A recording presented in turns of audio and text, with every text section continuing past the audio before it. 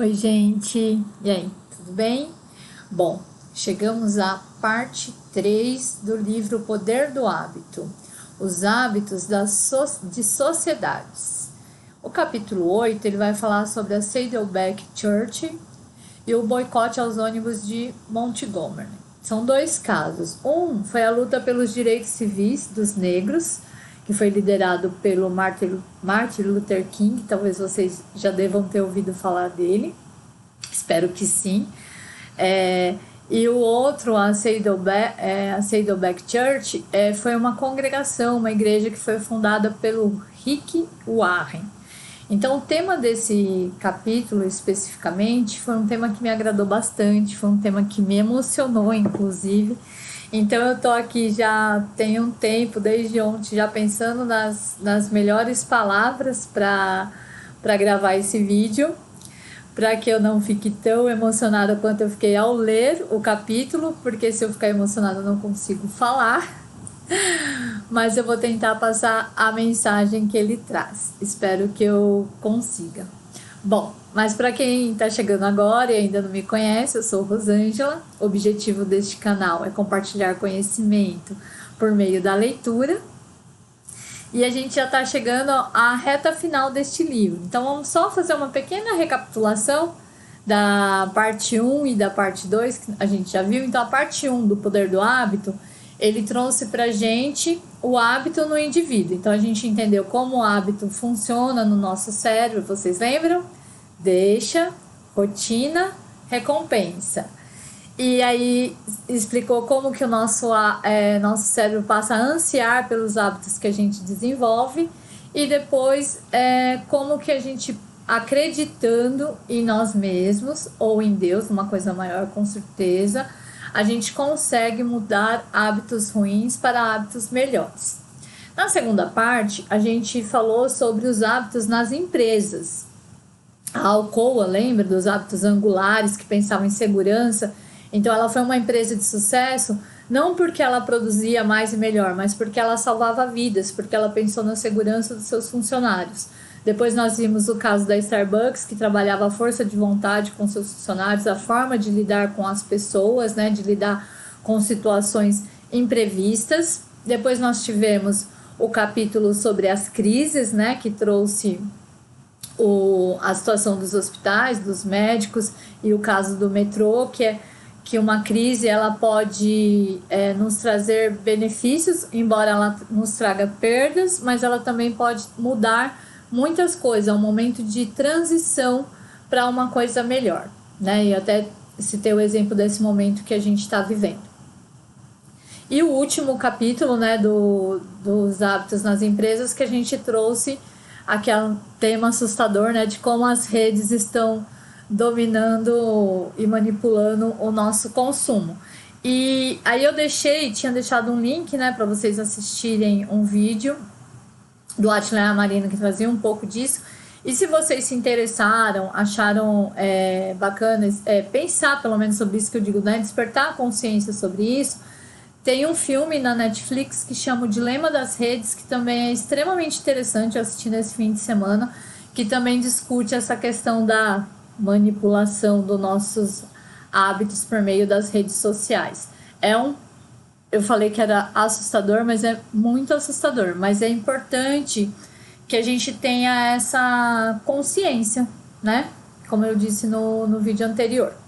Bom, para eu não me alongar muito, porque esse capítulo é muito bacana, mas eu acho achei importante a gente fazer essa breve recapitulação. E como nós estamos chegando já na reta final, e eu quero que vocês me ajudem, né? Esse foi o primeiro livro que eu compartilhei leitura com vocês. E eu já estou pensando no próximo. Mas para o próximo livro eu vou pedir a ajuda de vocês. Então eu vou fazer uma breve enquete que vocês vão poder me responder ou aqui pelos comentários do vídeo mesmo, ou quem tem o meu contato pode me mandar mensagem pelo WhatsApp ou pelo Facebook, que é onde eu compartilho esse vídeo toda semana, além do YouTube. Eu vou trazer 2 opções de livros para a nossa próxima leitura compartilhada. O primeiro livro é esse aqui, ó, O Cérebro da Criança.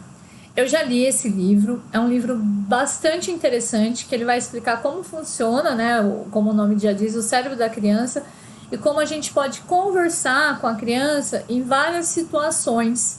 Então, ele é um auxílio aos pais. Então, né, se tiver pais aí que tenham me acompanhado, mães, professoras, que gostariam de saber mais como funciona o cérebro da criança, pode voltar nesse livro, O Cérebro da Criança.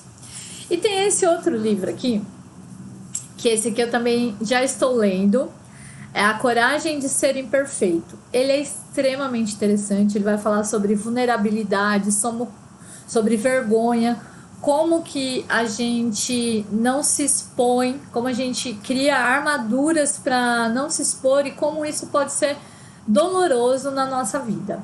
Tá? É extremamente interessante também. Então, vocês vão ter essas duas opções. Vocês podem votar O Cérebro da Criança ou A Coragem de Ser Imperfeito.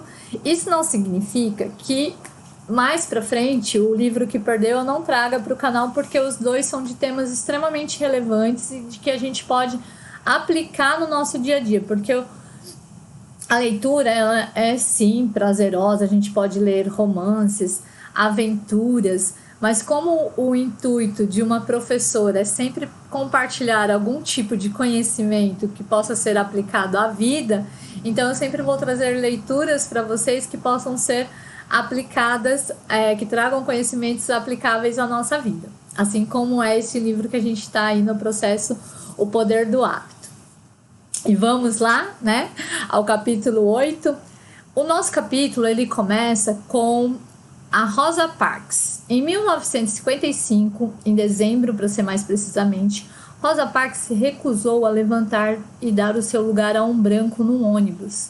Até aquela época, gente, havia segregação racial nos Estados Unidos. O que era isso?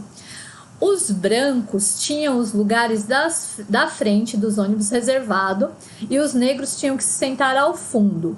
Mas à medida que o ônibus ia enchendo, os negros eram obrigados a ceder os seus lugares para os brancos. Né? Os brancos tinham a preferência. E um dia Rosa Parks disse que não ia se levantar. Só que isso era lei, gente. Então ela foi presa por este ato porque ela foi contra a lei. Só que esse simples ato de uma pessoa, de uma senhora simples que estava voltando do seu trabalho, desencadeou um grande movimento pelos direitos civis que vai ser liderado por Martin Luther King, como eu disse no início do vídeo. E para a gente entender um pouquinho como que os hábitos, eles mudam, né? Eles criam movimentos em sociedade, eu vou ler só um trechinho, né? Como já é de hábito, para vocês. Lembrando, né? O livro está sempre aqui comigo, os livros são incríveis, gente. Eu sou uma pessoa realmente apaixonada por livros. Há um processo em 3 estágios que historiadores e sociólogos dizem que sempre reaparece. Isso aqui é para ele explicar como que os movimentos crescem na sociedade, tá? O movimento começa devido aos hábitos sociais de amizade e aos laços fortes entre conhecidos próximos. Ele cresce devido aos hábitos de uma comunidade e aos laços fracos que unem vizinhanças e clãs. E ele perdura porque os líderes de um movimento dão aos participantes novos hábitos que criam um novo senso de identidade e um sentimento de propriedade. Geralmente, apenas quando todas essas 3 partes desse processo são preenchidas, é que um movimento pode se tornar autopropulsor e atingir uma massa crítica.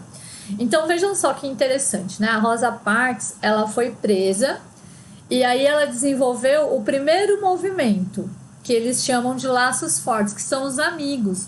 Os amigos ficaram indignados, porque como uma senhora da sociedade que trabalha, que participa da igreja, que faz trabalhos voluntários, como ela poderia ter sido presa, né, por um ato tão simples que ela estava cansada, ela só não quis ceder o lugar dela, né, para uma outra pessoa. E aí que começou esse movimento a partir dos laços fortes. Eu vou ler 2 trechinhos que citam um pouquinho como que era a Rosa Parks, né, como ela estava inserida na sociedade.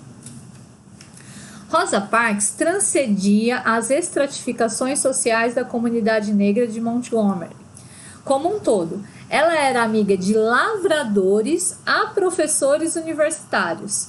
E o poder dessas amizades tornou-se visível assim que Parks foi parar na cadeia. Há um instinto natural embutido na amizade, uma simpatia que nos torna dispostos a lutar por alguém de quem gostamos, quando esse alguém é tratado injustamente.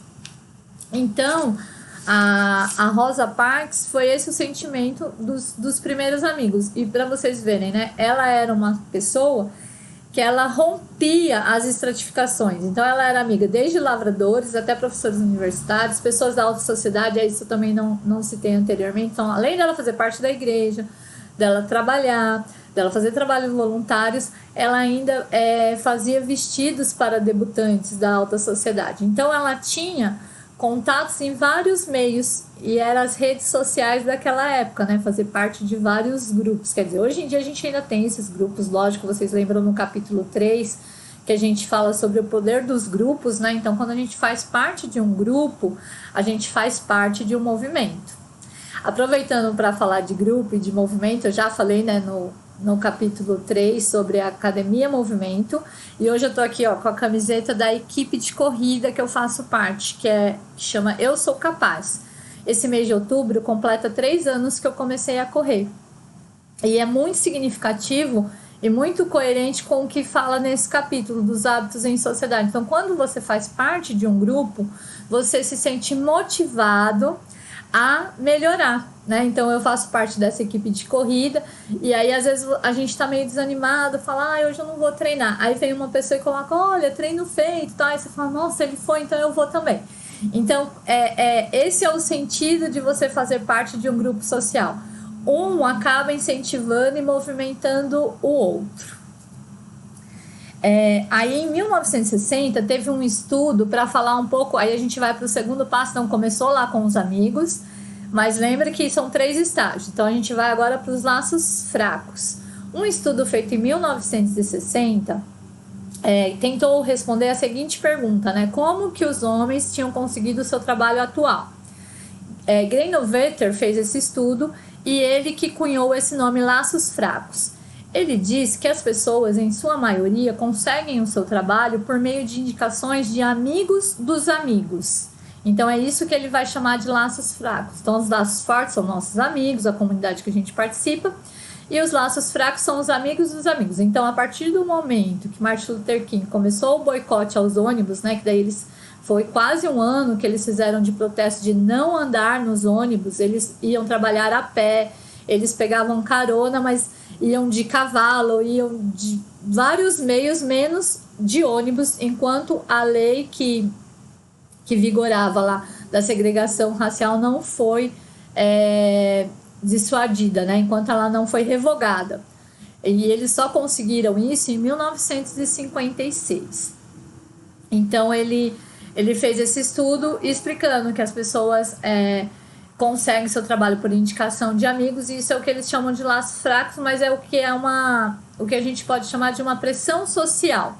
Então eu tenho um amigo, aí meu amigo está procurando trabalho, aí eu tenho um outro amigo que sabe de uma vaga, aí eu converso com ele, e aí ele indica o meu amigo para aquele trabalho. Porque o que acontece? Se eu não indico aquele amigo do meu amigo para o trabalho, aquele amigo do meu amigo pode jogar tênis com uma pessoa que eu esteja interessada em fechar um negócio. Vocês já devem ter ouvido falar sobre como esse mundo é pequeno, né? Então, às vezes, um não que você diz aqui, ele pode reverberar por várias de suas ações. Assim como a gente fala dos hábitos nesse livro todo, né? Como um pequeno hábito, ele muda várias outras coisas.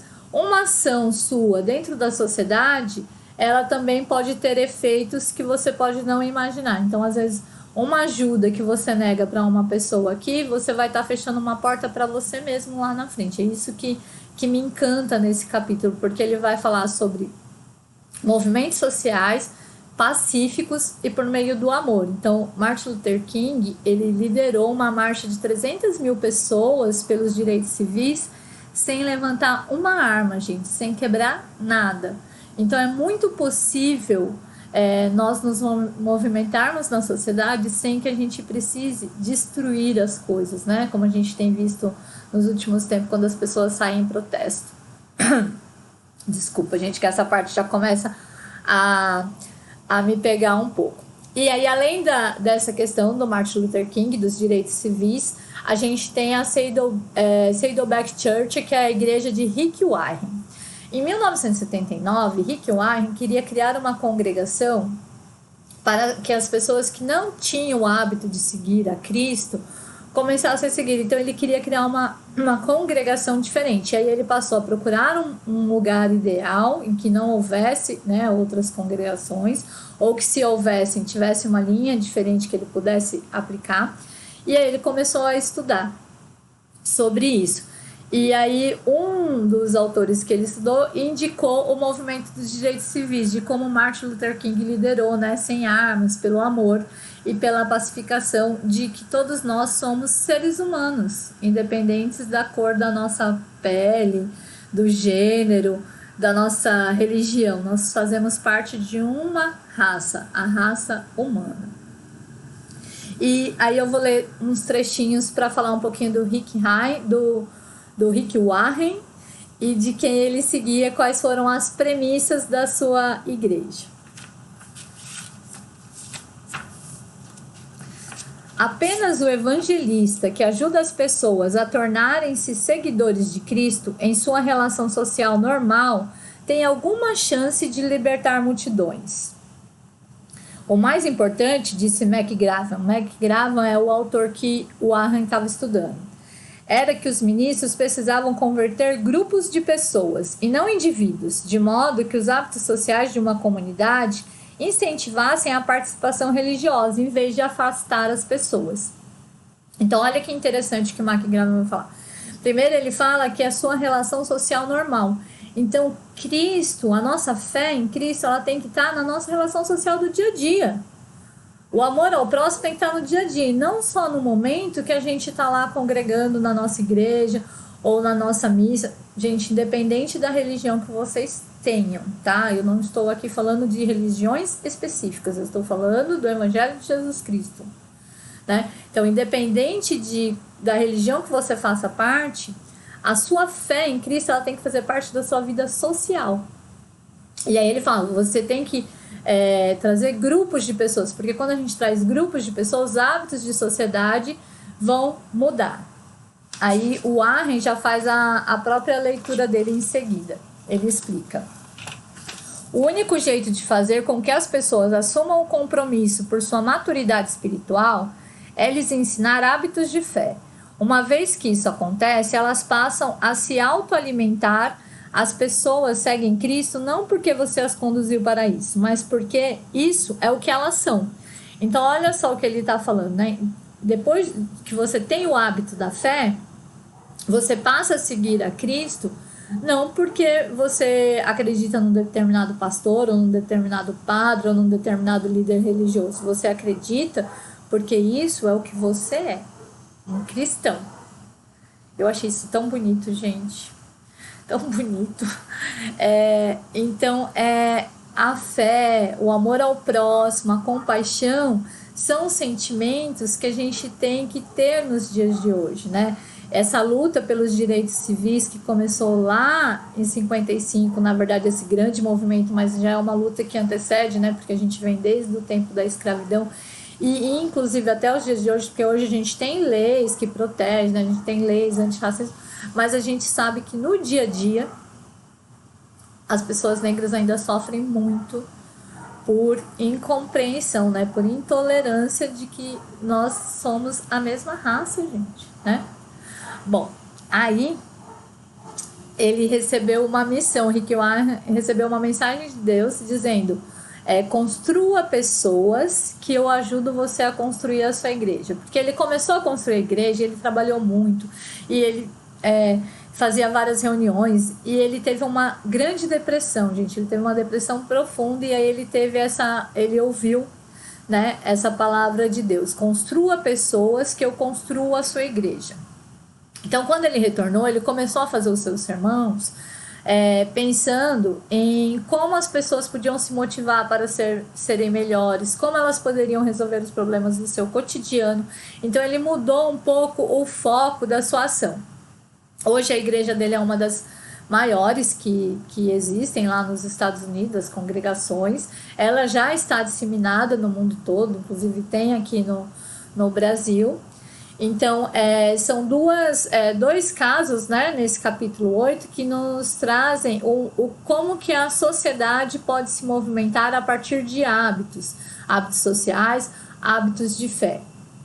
E aí, para concluir, o Martin Luther King ele consegue, né, com o seu movimento, em 1964, Lyndon Johnson era o presidente dos Estados Unidos, ele torna ilegal a lei, né, de segregação racial. Então, os negros passam a ter os mesmos direitos do que os brancos.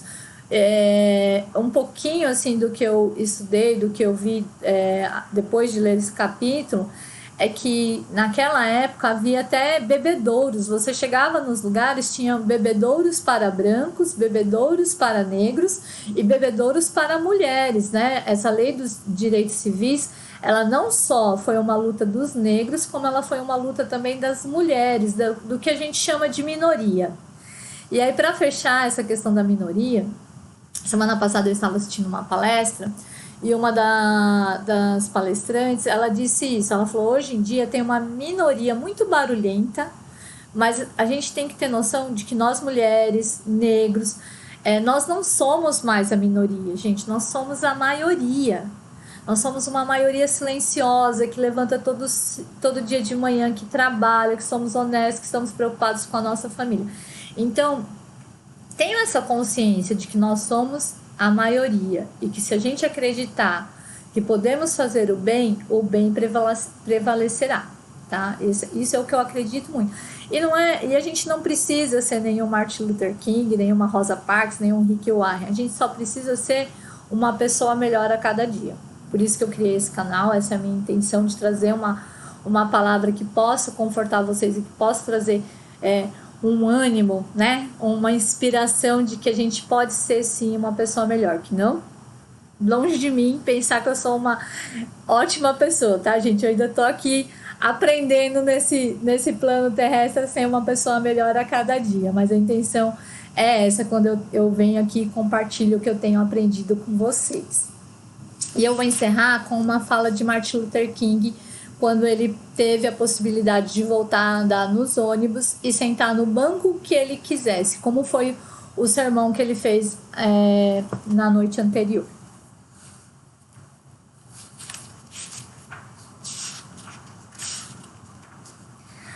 Quando voltarmos para os ônibus, tenhamos amor o bastante para transformar o inimigo num amigo. Agora devemos avançar do protesto para a reconciliação. Com essa dedicação, conseguiremos sair da meia-noite sombria e desolada da desumanidade dos homens para com os seus semelhantes, rumo à alvorada clara e reluzente da liberdade e da justiça. Gente, é muito lindo isso que ele falou. Então, depois dessa fala, eu encerro por hoje. Até semana que vem. Não esqueçam de escolher o livro, nosso próximo livro. Semana que vem será o último capítulo. E depois a gente vai ter mais um que tem um pouco de apêndice nesse livro sobre os hábitos. Então, a gente ainda vai ter mais 2 vídeos sobre o poder do hábito. E aí, quando eu trouxer o último vídeo do poder do hábito, eu já falo qual será a nossa próxima leitura. Espero que vocês tenham gostado desse vídeo. Esse vídeo foi muito importante para mim, esse capítulo, né? E poder falar um pouco sobre isso com vocês. Um beijo.